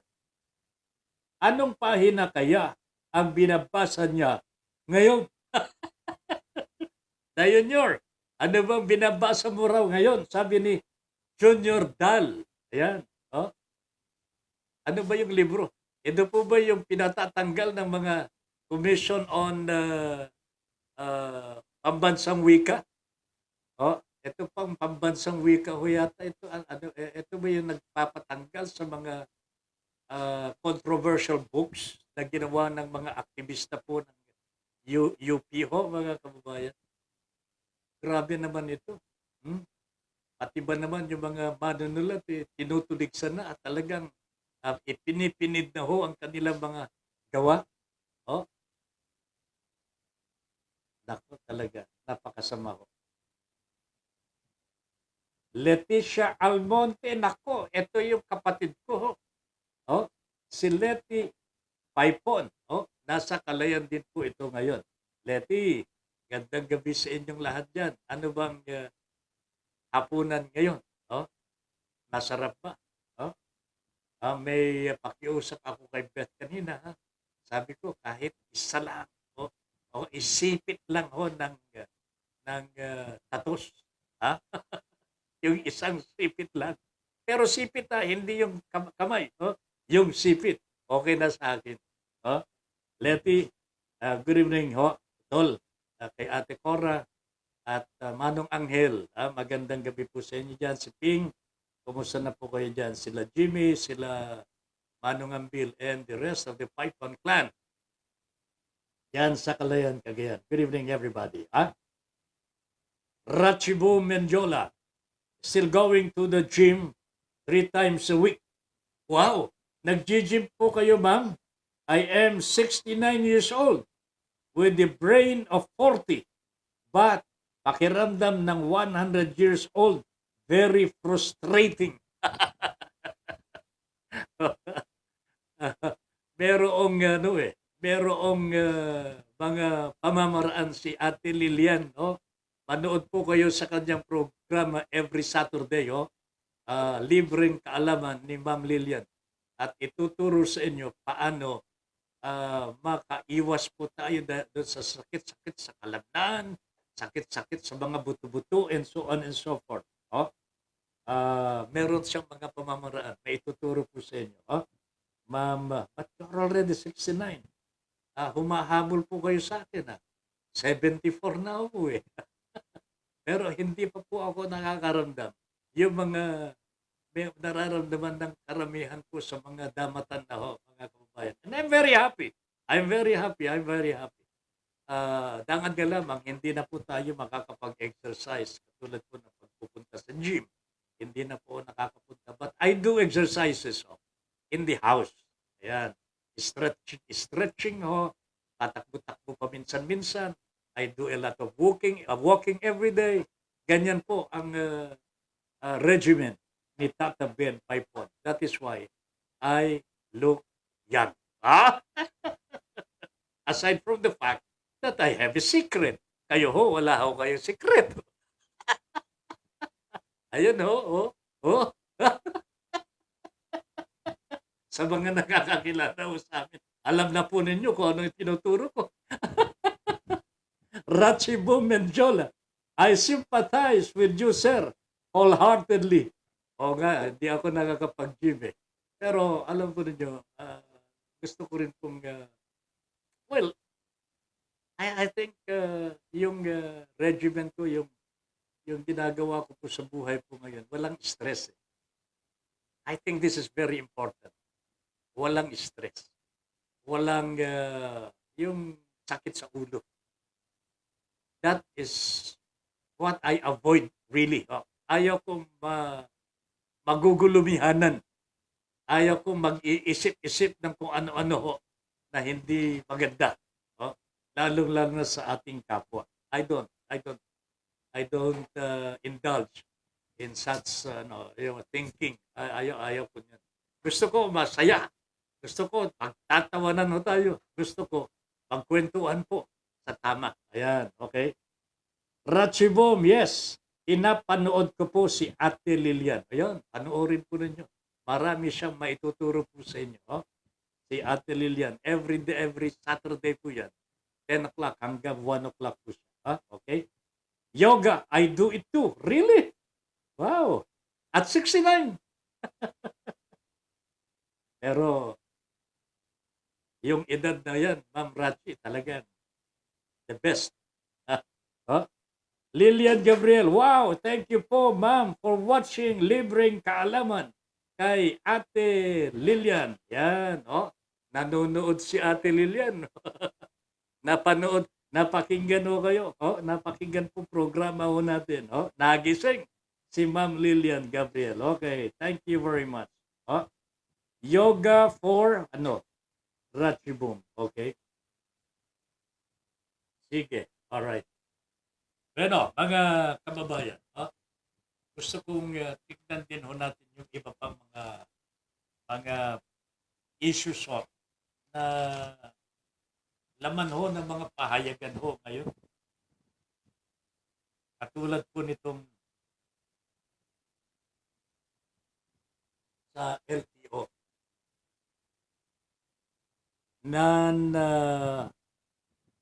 Anong tawag po nito? EDCAP,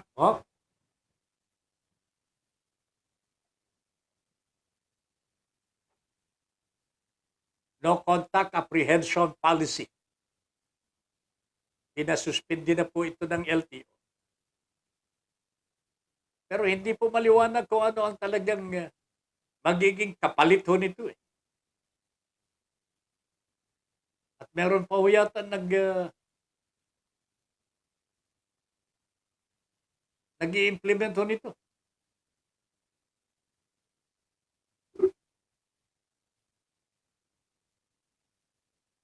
Ito yung mga nangyayari po sa ating bansa, sa ating gobyerno, na hindi po pinag-aaralan talaga eh. Saan ho kayo nakakita ng multa ho sa violation, traffic rule violation? Mapupunta sa pribado.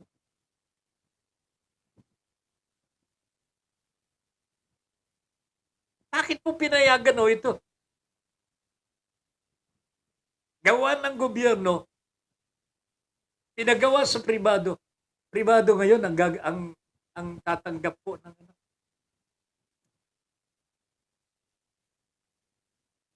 Hindi po pinag-aaralan talaga. And this is an agreement between the LGU, dapat marunong ho dito ang LGU and the private sector. 60% ho yato, 70% napupunta ho. Ang kabayaran ho sa pribadong sektor, napupunta sa gobyerno, local government, 30%. Pero bakit ganun? 70 or 60% napupunta sa pribado. Ganun. Kasi ho, yung 20% papunta sa opisyalis. Tanyang buhay na ito. Oh? Yung 30% para sa kanila, sa pribado. Kabayaran ho ng kanilang trabaho. 20% sa mga local government officials. Wow! Really? Pinaghahati-hatian po, mga kababayan. Salbahe talaga mga gobyerno ho natin. Walang hiya talaga ho, mga kababayan. Asukal, pinalabas na wala ng supply, mag-iimporta para sila ikubita. No contact apprehension policy, ipinatupad para kumita daw yung private organization. Pero ang kikita ho, eto mga local government officials. Wala po ba silang kikitain dyan? Maniwala ho kayo. Mas malaking parte may bibigay po dito sa private individuals or private group nagagawa ho ng yung apprehension. Walang mapupunta sa mga taong gobyerno. Kalokohan po yan.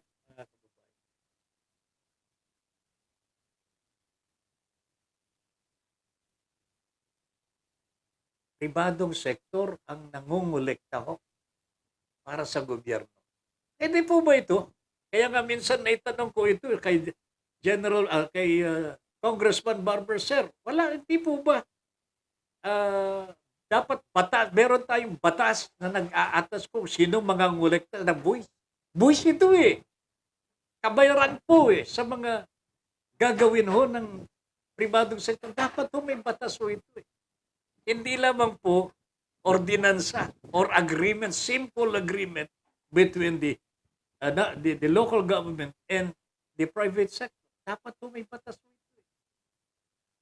Katulad po ng pagsasabatas ng kapangyarihan ng LTO na mangolekta ng buwis para sa registration of cars, para sa pagbabayad doon ng multa kung meron po mga violations. Batas po yan Hindi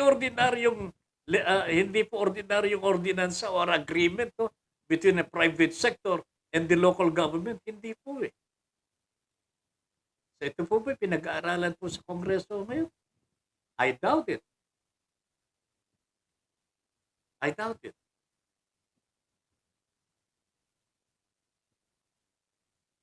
Ay, naku talaga. Kawawa po ang Pilipinas. Ang dami pong mga nangyayari sa ating gobyerno na hindi po dapat. Kaya palagi po namin sinasabi po dito, ano po ba ang dapat? Ano po ba ang totoo? Di ba? Kaya naman po sana, we should be very, very observant. Huwag ko tayong papayag na palampasin ang masasamang gawa ng ating mga government officials.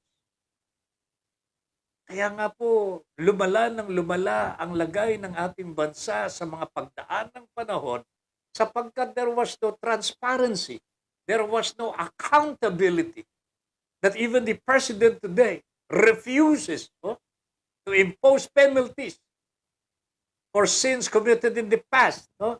Katulad po ng Farmally, ayaw po niyang pabuksan yan. Hindi ko alam kung ayaw na talaga. Pero the mere fact na wala nang gumagalaw tungkol dito sa ginawa po ng Farmally to the government, presidente po ang may nakakaalam po dyan. Pero we do not hear him tell us, I will look into that. Hindi. Pinababayaan na ho yata.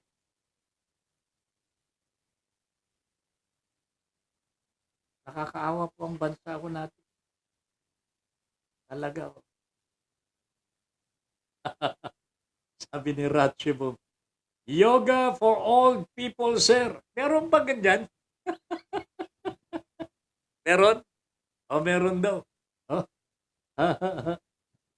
Sabi ni Mel Rodelio Militante, mas nakakaawa po yung mga magsasaka ng Hacienda Luisita na umaasang mapapasak kanila ang lupang sinasaka nila. 10 taon mula noong mabili ng Aquino ang nasabing hacienda kasama sa bentahan ang Tabacalera. Tabacalera taong 1958, panahon ni Ramon Magsaysay.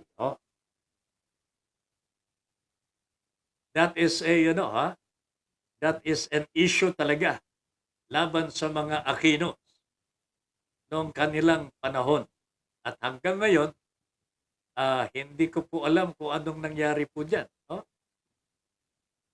Pero tila meron pong naging kasunduan po sila, yung mga magsasaka and the Aquinos po sa pagbubungkal, pag-aari ng lupa, yung hacienda. I do not know what happened to that, but that is part of the land reform program of the country. Kung napaikutan po yung mga farmers, that is something that should be looked up into. Dapat po tignan talaga, mga kababayan. Lalong-lalo na ngayon, wala na ho yung mga talagang namamahala sa Hacienda Luisita. Si Chris Aquino po may karamdaman pong malubha. Si Palsi na lamang po yata ang natitira po sa mga magkakapatid. Hindi ko po alam, Mel, kung ano ang nangyari po dito sa Hacienda Luisita. But lately, wala naman po masyadong nagrereklamo laban sa mga Aquino. Wala naman po.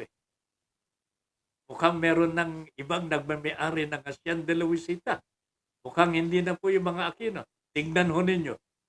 Sino ang naging kalaban, Naging kalaban ng mga magsasaka. Mga pulis, Sino po ang nag-utos sa mga pulis? Nabuwagin ang hanay ng mga magsasaka. Hindi ko malaman, mga kababayan. But I think this is worth looking into, Mel? Hayaan po ninyo. Pag-aaralan din natin ito. But yung mga land reform beneficiaries po, marami pa po sa mga magsasakaho natin talagang naghihintay po ng kanilang mga awards.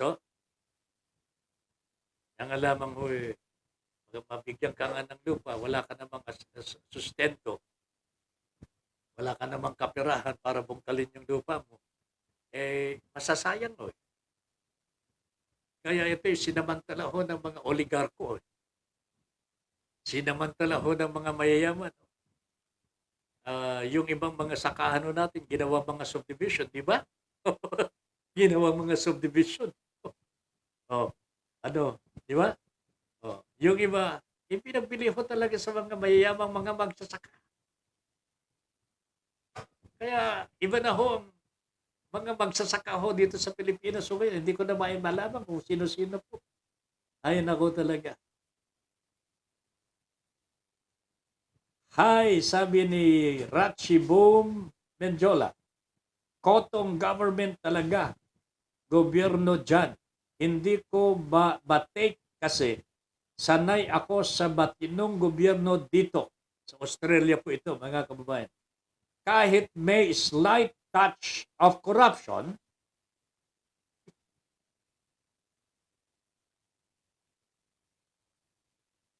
at sinasako pag napatunayan kasi nang naghuhuramentado ang mamamayan.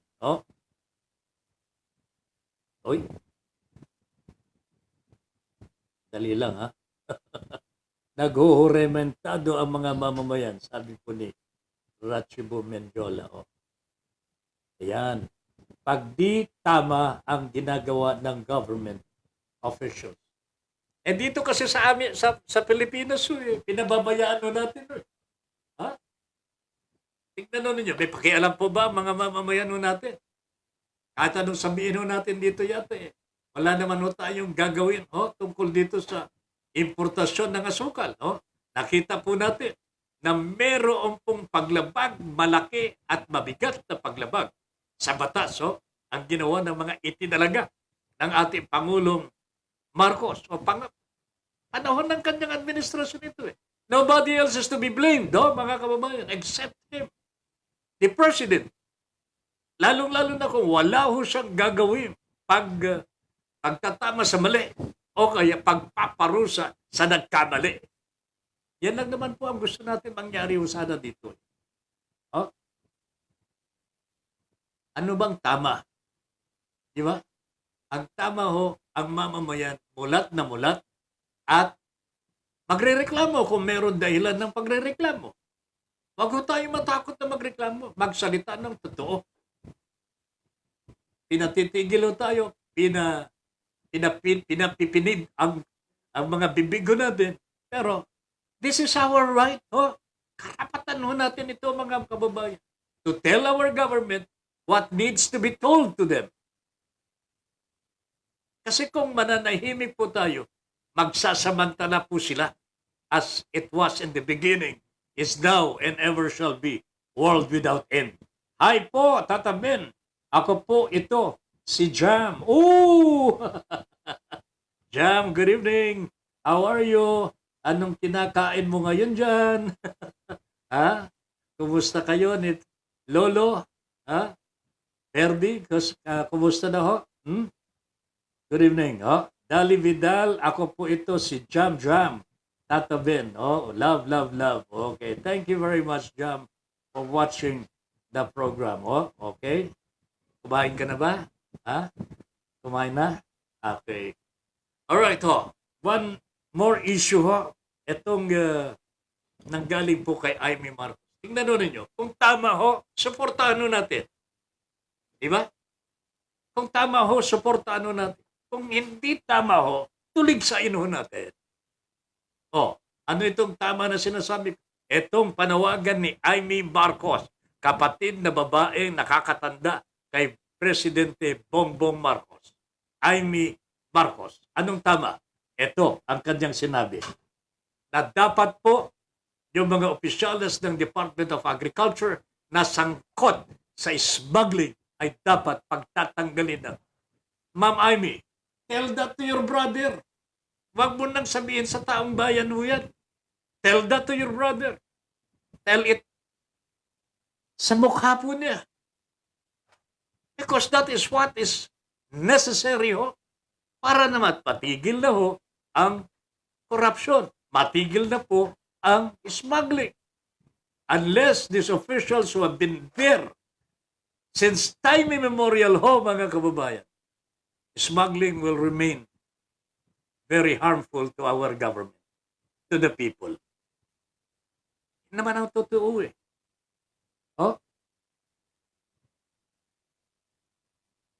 Sabi ni Amy, stop importing white onions. There is no shortage. She should know what she is talking about, mga kababayan ko. Pero hindi pa po niya inumpisahan yung dapat po nilang gawin. Pabuksan ang mga bodega ng mga onion growers. Yung mga nagtitinda ng onion.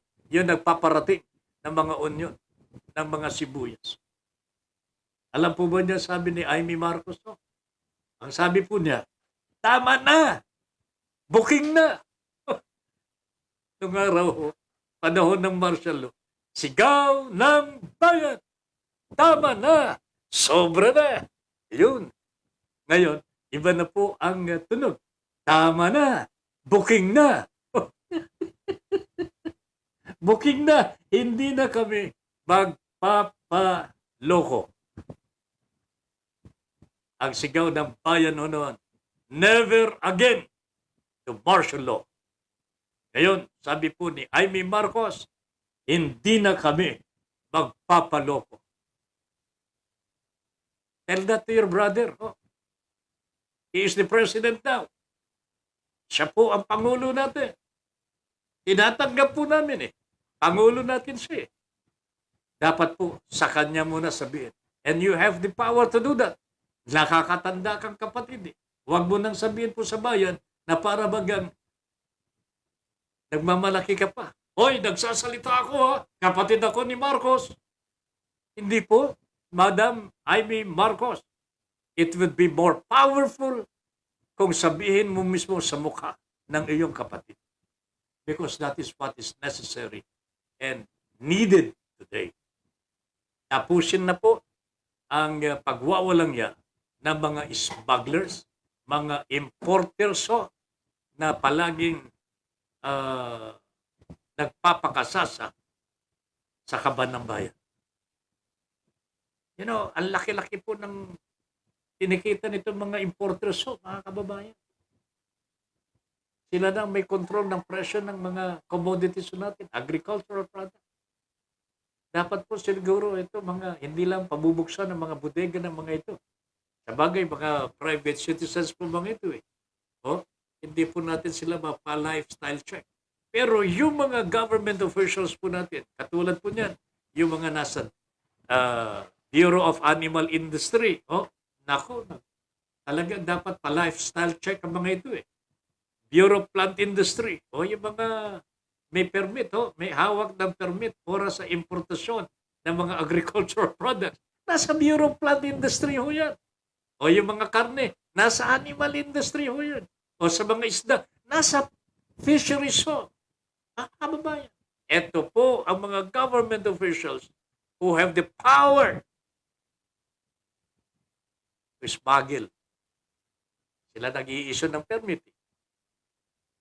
Sila magsasabi po sa Bureau of Customs, meron yan. Authentic yan. Darating, may permit na ho yan. Kaya pinalalabas po ng Bureau of Customs mga kargamento. Bihira po na hindi po mapalabas pagka sinabi po ng mga ahensyang ito ng ating pamahalaan. That is why rampant po ang smuggling because there is connivance po between the Bureau of Customs, the Department of Agriculture, and the police. Yung mga intelligence community mga kabayan, pantakin ho ninyo. At dami-dami po natin mga intelligence communities, the NBI, CIDG, ano po ba yung mga yung palasyo mga kababayan, may intelligence community dyan eh. Ang laki-laki ng mga budget po nila. And they never know any single name of a smuggler. Puisit na buhay ito mga kababayan. Wala po sa kanilang nakakakilala kung sino yung mga smuggler. Pero pagka sinabi ninyo, Sir, hindi po ba ninyo kilala si ganito? Ganito. Ay nadidinig na po namin, pero wala kaming sapat. Ayan eh. Wala po kaming sapat na ebidensya. Saan po dapat manggagaling sapat na ebidensya? Sino po ba dapat mangukil-kil ho dyan? Yan ang hindi po nila ginagawa mga kababayan. Kanya, ang smuggling ay nagpapatuloy-tuloy. Angelica Paz is now watching. Magandang gabi po. Sir, sabi ni Ratchibum, yung ginawa ni Digong na pagpunta sa Russia noon ng isang katutak sila. Kung dito nangyari yan, pare-resignin ng mamamayan o hindi siya titigilan na alipustahin kaya magre-resign talaga siya.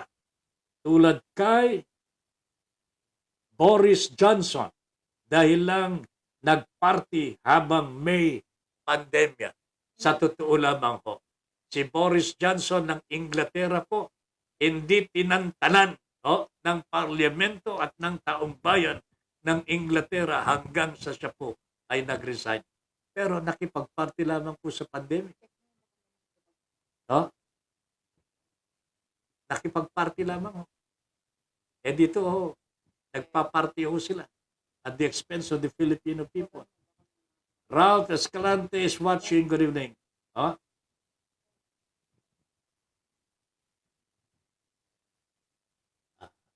Okay. Okay. Ralph Escalante. Mel Rodelio Militante. Napilitan pong ibenta ng may-ari ang hacienda Luisita at Tabacalera dahil sa takot sa mga hukbalahak noong mga panahong iyon. Ang kasunduan kapag binili ang hacienda Luisita kasama sa bilihan ang Tabacalera. At after 10 years na masaka ng mga magsasaka ang lupaing kanilang sinasaka sa nasabing hacienda, ay mapapa sa kanila na ang lupang kanilang sinasaka. Subalit ang kasunduang yaon ay hindi natupad hanggang taong 1987.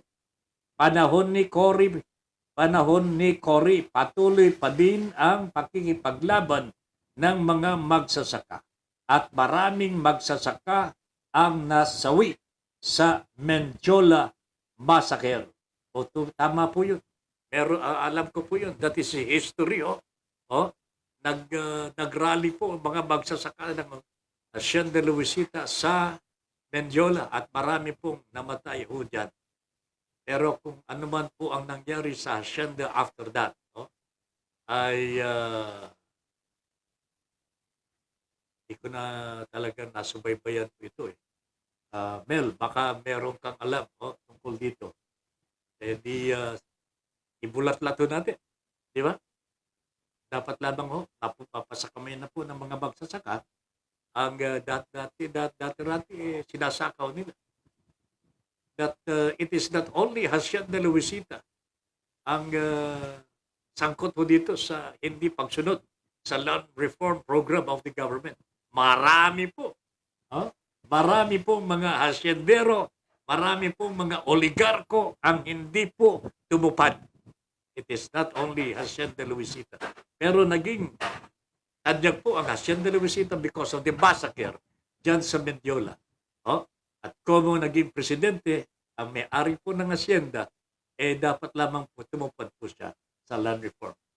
That I agree, paring Mel.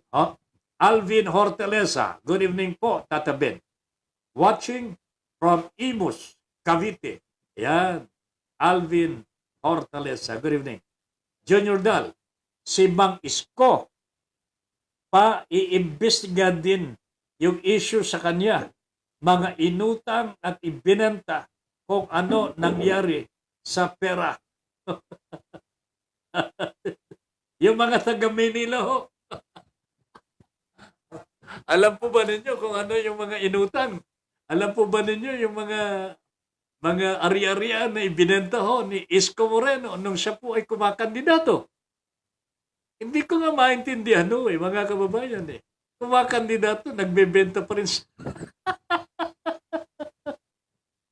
Ay, nako talaga naman. Pero wala ho siyang alalahanin sapagkat he is under the graces of the present administration naman Wala siyang dapat alalahanin ho dyan.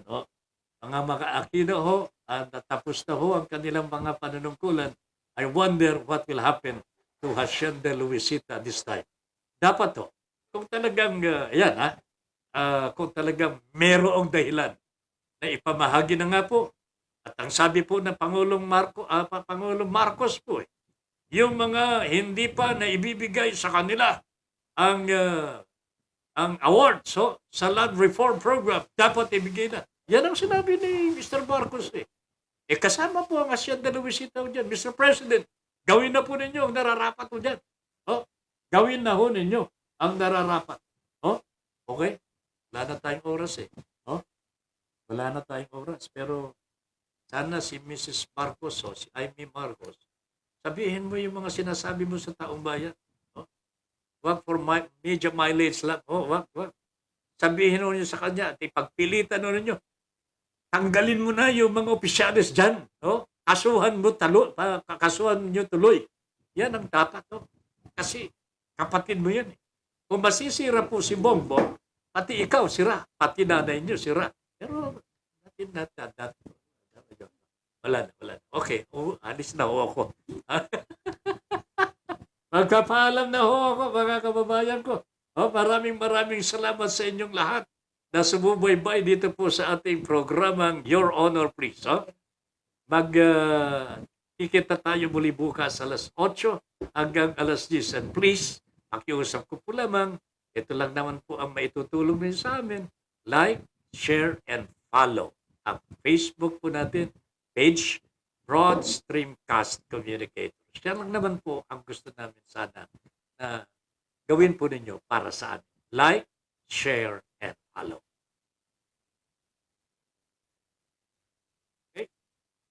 Wala na tayong oras po sa kabuuan ng ating Your Honor Please. Ben Paipon po nagsasabing thank you very much for allowing us into your homes and for giving us the privilege to be of service to you. Good night, everybody. Inyong natunghayan ang makabuluhang pagtalakay sa mga isyong napapanahon. Hanggang sa muli, dito pa rin sa Broad Streamcast Communicators. Para sa malayang pamamahayag. Your Honor, please.